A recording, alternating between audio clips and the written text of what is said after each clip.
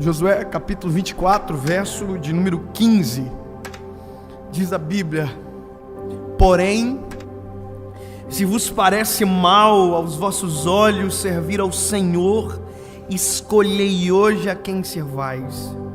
Se os deuses a quem serviram vossos pais, que estavam da além do rio, ou os deuses dos amorreus em cuja terra habitais. Porém eu e a minha casa serviremos ao Senhor. Todo mundo, sem exceção, tem passado. Ninguém consegue viver um presente ou um futuro sem ter um passado. Isso é lógico e racional. O único problema é quando o nosso passado determina o nosso futuro. É quando aquilo que veio antes de nós determina as nossas escolhas para amanhã. É quando as escolhas erradas que foram feitas antes de nós, as palavras lançadas contra nós, sabe, determinam o que eu vou viver amanhã. Nem todo mundo teve o privilégio de nascer numa casa onde palavras de bênção foram a realidade sempre. Nem todo mundo tem o privilégio, a bênção de ter nascido numa casa onde o casamento é feliz de verdade, não é uma aparência ou viver um divórcio. A maioria das pessoas tem dentro da sua família histórias de fracasso, sabe? Ou quase fracassos, ou fracassos completos.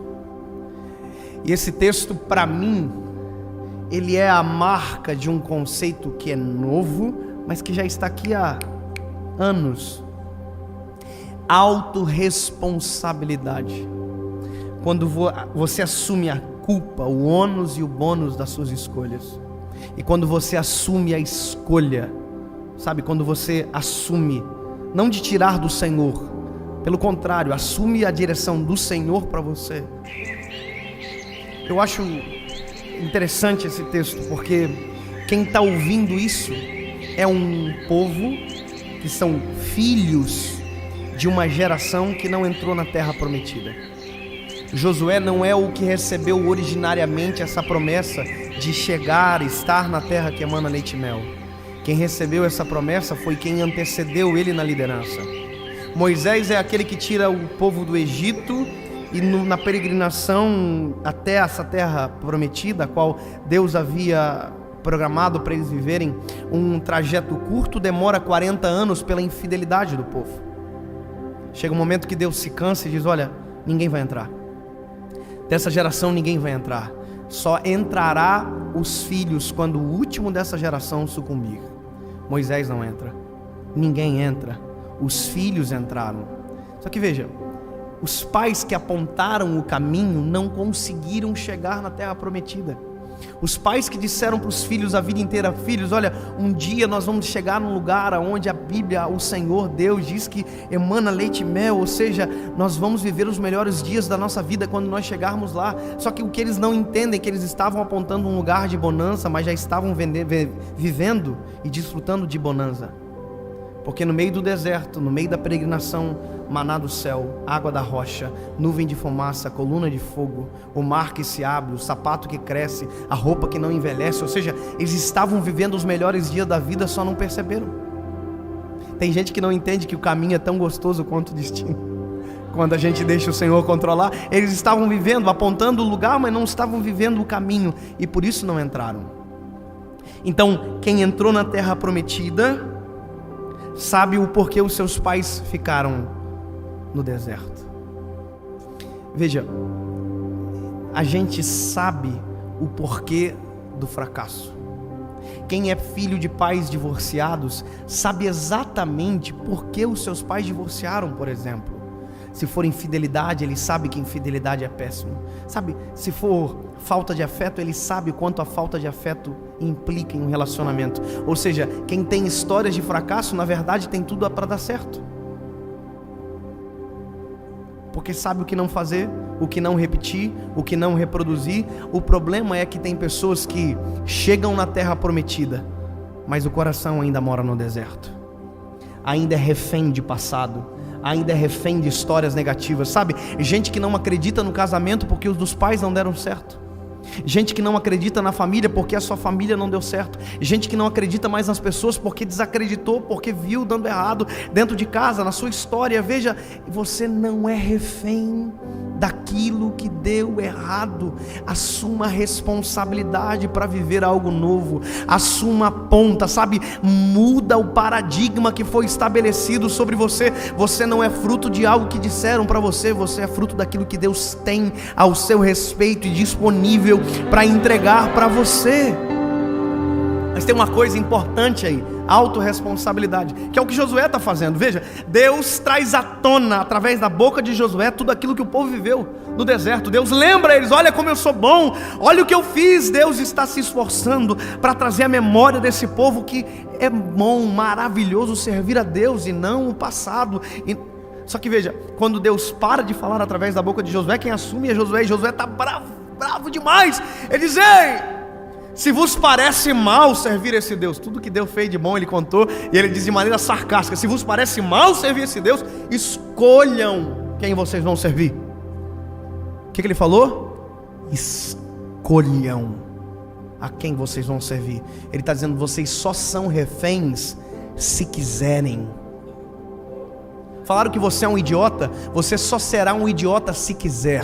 Falaram que você é um fracassado, você só será um fracassado se quiser. Falaram que você não vai dar certo, você só não vai dar certo se quiser. Ei, quem veio antes que você divorciou, não deu certo o casamento, só dará errado o seu se você quiser. Porque se você quiser dar certo, escolha. Se você quiser que a sua vida seja o oposto daquilo que disseram, escolha. Deus tem algo novo para você a partir da decisão que você tomar. Ei, eu não sou aquilo que disseram ao meu respeito, eu sou aquilo que o céu gritou sobre mim nesta geração. Quando eu fui casar, eu vou contar um pouco antes. Quando eu encontrei a minha esposa, Paula, eu casei com a minha primeira namorada. Yes, ganhei. Eu conheci ela quando eu tinha 16 anos. Eu me lembro que eu cheguei em casa, disse para minha mãe: mãe, eu conheci a mulher que eu vou casar. Ela quase morreu. Imagina um filho desse perder. Eu entendo ela. Ela ficou morrendo de ciúme. Ela disse que ela não queria conhecer a Paula. Eu não quero conhecer ela. Durante 30 dias ela não quis conhecer a minha esposa. Depois ela se rendeu. A minha esposa é maravilhosa, linda, é um doce de mulher, é a mulher mais incrível que eu já conheci na minha vida. Por isso casei com ela. E veja, eu me lembro que eu trabalhava de estagiário nessa época no banco. Sabe estagiário do banco? Caixa Econômica? Eu era estagiário da Caixa Econômica. Você sabe que estagiário da Caixa Econômica, com todo respeito à classe, a gente usa uma faixinha assim nas costas, um coletinho azul, com uma plaquinha escrita assim: posso te ajudar? Mas na verdade o que eu queria escrever durante 2 anos no colete é: eu preciso de ajuda. Sabe? Tinha vontade de escrever assim: me ajuda, pelo amor de Deus, me socorre dessa vida. Porque a gente ganha pouco, sabe? Escravizado, não tem moral nenhuma. Acabei de denunciar uma profissão, olha só. Mas vamos lá, depois a gente corta isso. Eu me lembro que eu estava na cozinha assim almoçando, tinha vários funcionários e o estagiário se achando, sentado na mesa. Aí eu me lembro que eu falei assim: gente, eu descobri a mulher que eu vou casar. Aí todo mundo assim: sério? Eu tinha 16 anos, estagiário. Só que eu não disse que ia casar amanhã, eu só disse que eu tinha descoberto a esposa que ia casar. E aí teve um homem que olhou pra mim e falou assim: para de ser idiota. Casar é a pior coisa que existe na vida de alguém. E eu fiquei assim: oh my God. Porque eu era estagiário, ele era funcionário. Então a única coisa que eu podia fazer era ficar quieto. E ele disse: casar é horrível, casar é terrível, dá tudo errado. E foi falando, e foi colocando peso em mim. E eu ficando ruim, e todo mundo ruim. E ele: casamento é a pior coisa que o ser humano inventou. Isso tá só. Irmão, quando ele terminou de falar, eu juntei toda a coragem de estagiário que eu tinha, quase nada. Olhei para ele e disse: amado, já preparando para fugir. Falei assim: você é casado? Ele disse: não. Você é o que então? Ele disse: eu sou divorciado. Eu falei: então deixa eu te contar uma coisa. Se eu quiser saber sobre casamento, eu vou perguntar para quem deu certo.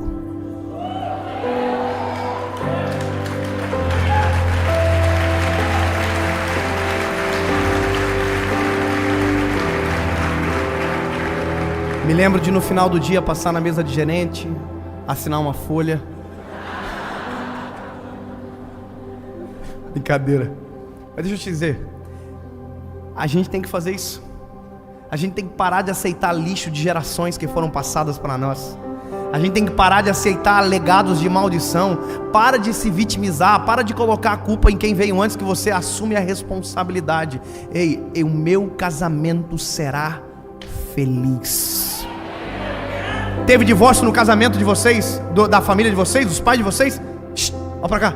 O meu casamento vai dar certo. Teve adultério? Eu serei fiel à minha esposa até o final. Sabe, porque a gente escolhe. É o que Josué está dizendo. Ei, se vocês quiserem dar errado, o problema é de vocês, porque eu e a minha casa serviremos ao Senhor. Você está entendendo? Ele está dizendo: ei, eu não sou refém do passado, eu não sou refém de um modelo fracassado que está posto. Deus tem algo novo para mim, Deus tem algo bom para minha história. Eu não sou refém. Tem gente que vive isso, sabe? O pai bateu nele, ele tem um filho, ele bate no filho. Para de passar aquilo que te fez chorar adiante. Para de passar aquilo que te machucou adiante. Eu estava assistindo um filme com a minha esposa esses dias, e a gente estava assistindo um filme onde o filho estava no quarto chorando e os pais na sala brigando. E eu e minha esposa vivemos isso. Os pais brigando na sala e a gente chorando no quarto escondido. Quantas vezes eu chorei escondido no quarto, na época que os meus pais não estavam bem, meu pai fora da igreja. Quantas vezes. E isso me doía demais. Sabe o que é isso? Eu sei o quanto dói ver a desunião dentro de casa. Portanto, eu tenho uma escolha. Eu tenho um filho agora. Eu tenho um filho, eu não vou fazer o meu filho passar por o que eu passei. Ele não precisa sofrer o que eu sofri. Sabe o que é isso? Eu decidi, eu e a minha casa serviremos ao Senhor. Isso é muito simples. Eu e a minha esposa, quando a gente foi casar, minha mãe falou para mim assim: filho, como você quer que seu casamento seja? Eu falei: como assim, mãe? Ela disse: você quer que seu casamento seja uma bênção ou um inferno? Eu falei: e não é óbvio, mãe? Eu quero que o meu casamento seja uma bênção. E ela disse para mim: então, escolha.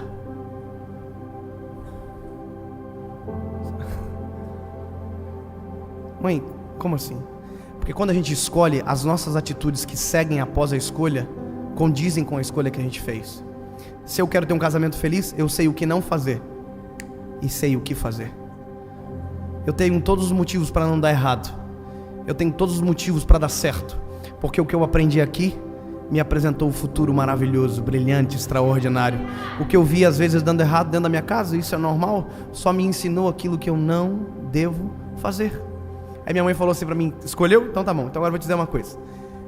Convidou todo mundo pro teu casamento? Aí eu falei: convidei todo mundo, mãe. Falou: todo mundo mesmo? Eu falei: uai, como assim, mãe? Quem que a mãe tá falando? Minha mãe falou assim: Jesus. Você convidou para o seu casamento? A minha mãe é aquelas mulheres de oração violenta, irmão. Ela é crente mesmo. Orou 8 anos e Jesus salvou meu pai. Sabe o que é isso? É uma mulher que tomou a decisão. Eu só quero te dizer uma coisa: na ausência de sacerdote, se você não for o Josué dessa casa, Deus vai levantar um menino, a menina, a mulher. Na ausência de sacerdote, Deus levanta você para gritar bem alto: eu e a minha casa serviremos ao Senhor. É só um adendo para você. Sabe? A minha mãe olhou para mim e disse: convidou Jesus? Eu falei: não, mamãe, então convida. Só que eu tinha um problema. Qual é o meu problema? Eu sou chorão. Então qual que é o medo que eu tinha? O medo que eu tinha é o seguinte: se eu entrar chorando na igreja, o pessoal vai pensar que eu estou arrependido. Eu tinha tudo para entrar chorando na igreja, imagina. Todo mundo dizia: ó, está arrependido. E aí eu orei 7 dias, jejuei 7 dias, Jesus, eu quero que você esteja no meu casamento. Só isso. Eu quero que você esteja, eu quero te sentir lá. Mas não quero chorar na cerimônia, eu quero chorar antes, se possível, para não fazer vergonha. Cheguei no casamento, eu me lembro que quando eu vi aquelas flores tudo brega, vermelha, coisa mais linda do mundo. Na época era a coisa mais linda, hoje é uma breguice total. As bolas de rosa, parecia um velório assim, cara, top. Mas nós achava a coisa mais chique do mundo. E a minha esposa ainda disse: olha, eu quero uma decoração para a igreja ou outra para o salão. Toda metida. E Deus atendeu o pedidinho dela. Mas deixa eu dizer, eu entrei na igreja, olhei tudo aquilo, me lembro que eu comecei a sentir a presença de Deus, entrei dentro de uma sala e eu gritava chorando, dizendo: Tu é maravilhoso, Tu veio, Tu é real, Tu estás aqui, Senhor, Tu és o meu Deus. E aí eu me lembro, irmão, que eu comecei a chorar, eu estava maquiado. Sabe, irmão, sabe? Oh my God. Péssimo, irmão, o maquiador deixou igual um robô, coisa mais feia do mundo. E eu me lembro que eu saí assim, sequei a maquiagemzinha, entrei na igreja sem chorar, casei com a minha esposa e fui para casa. E no dia que eu fui para casa, sabe quem foi comigo? Jesus. E sabe quem mais? Ninguém. O passado ficou para trás, as coisas velhas se passaram e tudo se fez novo. Porque no meio do caminho do deserto eu construo uma estrada, e no ermo eu coloco um rio. Recomeça, viva algo novo.